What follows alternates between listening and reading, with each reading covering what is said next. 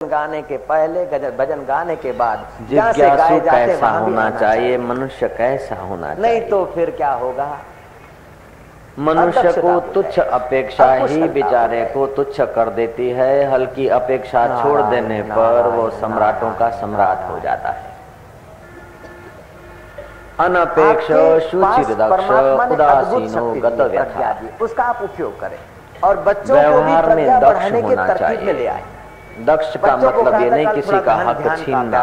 दक्ष का मतलब है अंगूठे से दबा कि जिस कार्यकलाप से मोक्ष लाभ होता हो वो कार्य करे, जो कर्म करने से अंतःकरण शुद्ध होता हो इसका वाह। लेकिन इस प्रकार वो काम करें जो शास्त्र सम्मत हो, महापुरुष अनुमोदित हो और अपने हृदय को आनंद देता हो। ये उंगली को वो कार्य सारे का सारा पुण्य कार्य। इस प्रकार बैठो। जो कार्य करने से हृदय में ग्लानि आती हो, शास्त्र अनुमोदित न हो, महापुरुष अनुमोदित न हो, वो कार्य करने वाला व्यक्ति बच्चे को थोड़ा ध्यान में सिखाते। लड़का 12, 13, 15 साल का हुआ, बड़ी उसकी अनपेक्ष शुचिर दक्ष, जीवन में शुद्धि होनी चाहिए। बाह्य उसका नाम मर्यादा रमन, तेल, मर्यादा रमन, मिट्टी, साबुन आदि से शरीर की शुद्धि होती है, लेकिन मीठे वचनों से, भगवान भी रूठा है, बढ़िया विचारों से, क्या बात है, बोले क्या भगवत नाम स्मरण से मन की शुद्धि होती है। 4 डकैत आए थे, मेरे को तो बेटा पता नहीं था। बाह्य अभ्यंतर शुद्ध, उन्होंने मेरे को एक बक्सा दिया था, उसमें हीरे जवाहरात थे, मुझे पता नहीं था। तुच्छ अपेक्षाओं में अपने को दाव पर न लगा दे, अपने धर्म को, अपने जीवन को, अपने अंतःकरण को दाव पे न लगा दे। मैंने रख दिया। अनपेक्ष शुचिर दक्ष उदासीन, उदासीन का अर्थ हम लोगों ने सुबह विस्तार पूर्वक समझा था। दूध बेचने वाला व्यक्ति निकला। उदासीन का अर्थ पलायनवाद नहीं है। उदासीन का अर्थ हिंदू संस्कृति ने, हिंदू धर्म के लोगों ने माई से बर्तन लिया।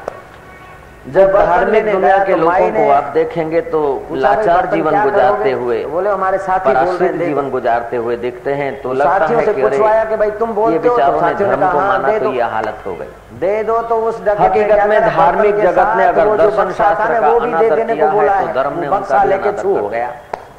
3 को धर्म के साथ दर्शन शास्त्र का ज्ञान नहीं है तो धर्म की परिभाषा समझ नहीं सकते। उन तीनों ने कहलाने वाले टिल्ले टपके या कहलाने वाले भगतड़े हो जाते हैं, इससे काम नहीं चलता। करना था, ये करना था, वो करना था। माता जी को कोई एक ऐसा भगत था और हमने माई को कहा था कि हम 4 मिलकर आए तब देना। कभी हनुमान जी की पूजा करे तो कभी शिव जी की करे, कभी राम जी को रिझाए तो कभी जगदम्बा। राजा ने हुक्म दे दिया, कई देवी देवताओं के चित्र उसके मकान है वो बेचकर, वो सोचता किसी देव को बुलाए, वो ना आए तो फिर दूसरे से भी संबंध बना रहे, दूसरा ना आए तो तीसरे से भी बना रहे, तीसरा ना आए तो एंड मौके पे कम से कम हनुमान जी पवन सुत है, हम मार के भी आ सकते हैं, तो हनुमान जी को भी थोड़ा खुश कर दिया करता है। उनका बाप भी चला गया। एक बार उसकी बैलगाड़ी फंस गई। मर्यादा रमन ने कहा, राम जी तुम दया कर, हमारा ठाकुर जी, राजा की खोपड़ी का कसूर है। ठाकुर जी नहीं आया तो राजा पसार हो रहा था, फिर भोलानाथ को बुलाया। बोले बात है कि कोई राजा है इस गांव का, मैं तो इतने में उसने देखा संध्या हो रही है, सूर्यास्त हो रहा है, गांव दूर है, रास्ते में लुटेरा। राजा ने कहा अगर तू राजा होता अथवा तू न्यायाधीश होता तो कैसा जजमेंट देता। रोया चीखा और हनुमान राजा को गरज हो तो मेरे को बुलाएगा। और फिर करते करते देखा कि हनुमान जी राजा ने नहीं आया। दूसरे दिन मर्यादा रमन एकदम रोते रोते सुन्न सा हो गया। मर्यादा रमन कहता कि यही तो व्यक्ति थे घोड़े पर जा रहे, आप ही राजा थे। बोले तो जिससे हनुमान जी हैं, मर्यादा गुरु हैं, शिष्य शिष्य है, बोले तुमने बक्सा माता जी को दिया, उस सृष्टिकर्ता के साथ हमने एकता हो गई। तुमने ये शर्त किया था कि हम चारों मिलकर आए तब देना। पता चला कि मेरा भक्त विवल है, तो अब माता जी तुमको बक्सा देने को तैयार है। हनुमान जी ने कहा क्यों चारों मिलकर आओ तो तुमको माल मिलेगा, नहीं तो नहीं मिलेगा। उसको ढूंढ के मेरी गाड़ी फंस गई है कीचड़ में, कोई के गोदाम भरे, अब तुम्हारे सिवा मेरा कोई सहारा न था। अब हनुमान दादा उसमें कृपा करके मेरी गाड़ी निकलवा। चौथा था बेचारा भोला। हनुमान जी ने कहा कि अरे पराशर हो गए, यही अर्थ करता है तू भगवान को रिझाने का। अब रुई के गोदाम भर लिए गए। अब ये छोटे छोटे काम भगवान से लेने के लिए तू भगवानों की पूजा करता था। चारों ने सोचा तेरे हृदय में छुपा हुआ भगवान का अथाह बल है, उस पर तूने भरोसा छोड़ दिया।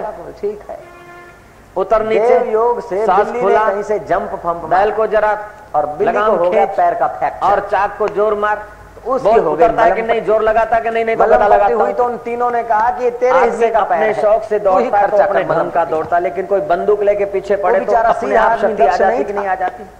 कोई पिस्तौल लेके पीछे पड़े तब देखो, देवयोग से मलम पट्टी तो इंडियन सिस्टम है अपना, थोड़ा इधर हनुमान जी ने दिखाई बोले बस सर्दियों के दिन थे, किसी ने तापना तापा था, वहां से बिल्ली गुजरी तो उसको तापने का थोड़ा असर लग गया, और वो जो पट्टा बंधा था हमारी उसमें लगी आग, उसमें लगी आग तो बिल्ली भागी गोदाम में और गोदाम पूरा आग हो गया। जब दर्शन शास्त्र का अब उन तीन आदमियों ने मिलकर केवल तथाकथित भगतड़े हम लोग उस बेचारे भगत पर जुर्माना किया कि तेरे पैर ने ही गोदाम को सनातन धर्म अपने पूर्व गौरव को, हमारे 3 पैर तो सेफ थे, तेरे चौथे पैर में ही पट्टी को आग लगी और रूह जल गई, गोदाम जल गया। तो हम लोगों के गुलाम होकर धर्म को वो तू भर के दे। मुकदमा गया राजा के पास, राजा ने कहा बात तो ठीक है, लेकिन अभी ठहरो। मर्यादा रमन जो कहेंगे कृष्ण कहते हैं अनपेक्ष मर्यादा रमन को बुलाया। मर्यादा रमन ने कहा कि उदासीन का मतलब एक परमात्मा का नाम है, उसमें तुम्हारी वृत्ति पैसा भर दे। उदासीन का मतलब ये नहीं पलायन करते हो, बोले हाँ। चलो अपना क्या, तो आग लगी थी पट्टी को, पट्टी वाले पैर को, चित्त को व्यथित, पट्टी वाला पैर दौड़ने में सक्षम नहीं था, दौड़ने में तो बाकी के 3 पैर सक्षम थे, वो गोदाम में गए। बुद्ध के जमाने में इसलिए तुम लोग मिलकर इसको भर दो बेचारा, जिसका नाम ही था विश्व सुंदरी, और वास्तव में नारायण ना बड़े बड़े राजे महाराजे भी उस, तो जिसकी बुद्धि दक्ष होती है वो किसी को दाद नहीं देता, निकाल आता है। 16 साढ़े 16 रमन महर्षि, वो उनको शौक था सुबह घूमने को, पता चला शाम को घूमने का, पहाड़ियों में घूमते जैसे स्वामी रामतीर्थ घूमते, प्रणव का सामने खड़े हुए साहब मेरे ईश्वर की लीला ऐसा करके खूब घूमते। 1-2 मिनट खड़ी रही, सुबह घूमने को जाते, फिर भक्त आएंगे सोच कर फिर लौट के आते। अरुणाचलम का बुद्ध दक्ष नहीं ले सकते थे, अपने पर ब्रह्म परमात्मा तत्व में टिके हुए थे, कर दी कि कल मेरे को उपवास रखना, इच्छा वासना से पर थे, रोटी के लिए भक्तों से मिलने के लिए आना पड़ता है, अपेक्षा नहीं थी उस सुंदरी से सुख लेने की, को मॉर्निंग वॉक को अनपेक्षित भोजन नहीं करूंगा और शाम को, और जो अनपेक्षित होता है उतना उसका आत्मबल और संकल्प बल काम करता है। सुन लिया कि भगवान उपवास कर रहे हैं, जितनी अपेक्षाएं होती है उतना विल पावर डाउन हो जाता है। रमन महर्षि बुद्ध ने अपना संकल्प का जो लगाया, सुंदरी मद्रास के बाद खड़ी है, देख रही है, देख क्या उनका महसूस कर रही कि मैं 20 साल की, तो बहुत छोटा सा है, लेकिन आदमी बड़ी बार में देखती कि मैं 25 की हो गई, जिस गांव में बड़ी फैक्ट्रियां है, बड़ी मिलें हैं, बड़े कल और कारखाने हैं, वो देश बड़ा नहीं है, 35 की हो गई, लेकिन एक झोपड़े में भी कोई व्यक्ति रहा है और 40 के साथ उसका संबंध है, तो 45 की विश्वंभर की खबर देता है, बन गई जगह बड़ी, 2-4 दांत गिरे, वो खड़ी खड़ी एहसास कर रही है। रमन महर्षि ने महाराज अब 60 साल की हो गई, कमर झुकने लगी, हाथ में लकड़ी आ गई, चेहरे पे झुर्रियां पड़ गई, 70 की हो गई, कमर काफी झुक गई, कल मेरे को मुंह से लार निकल रही है, आंखों से पानी टपक रहा है, शुद्ध नाक का टेरवा भी टेढ़ा हो गया। व्रत रखकर उनको कुछ पाना नहीं था और व्रत खोलकर उनको कुछ पाना नहीं था, उन्होंने तो पा लिया था। क्या होता है ठीक अपने स्वभाव में, हर परिस्थितियों में हिलने वाले नहीं ऐसे।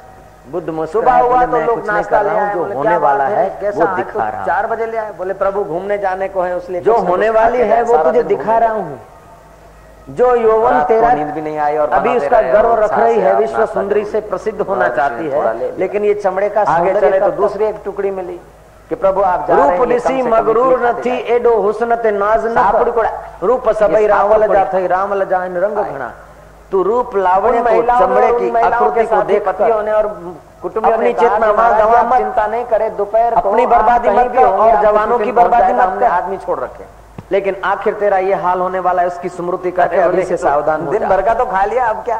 बोले नहीं महाराज हमने आदमी छोड़ रखे, ये 4 दिन की जवानी पर नाज मत कर, दोपहर को आराम करना चाहा, वहां आदमी देखते देखते जवानी कहीं चली जाती, थोड़ा खा लिया।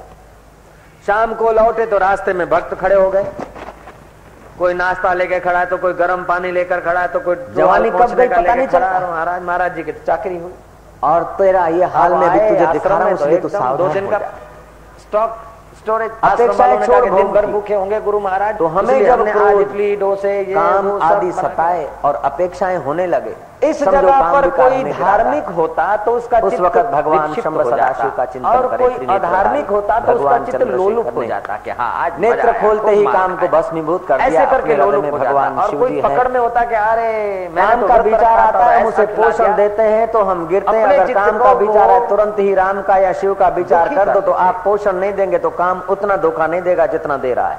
करते कि नहीं करते? आप बच जाएंगे, आपकी अपेक्षाएं कम हो जाएगी। आपका शरीर सुदृढ़ होने लगे, व्यथित कर लेते, आपकी बुद्धि तेजस्वी गतव्य था। लेकिन पान खाने की इच्छा है, लेकिन इच्छा को आप सहयोग न दो, तो इच्छा थोड़े तुमको गुलाम बना हो गया। चलो इच्छा को आप सहयोग देते हैं अंधाता, इसीलिए वो इच्छा तुमको गुलाम बना देती है। तुम नहीं चाहते हुए भी वो काम करना पड़ता है तुम्हें। इसीलिए आप सावधान रहें तो आपका कल्याण होगा। मनुष्य जन्म मिला है, आप महान होने के लिए आए हैं संसार में। अगर आप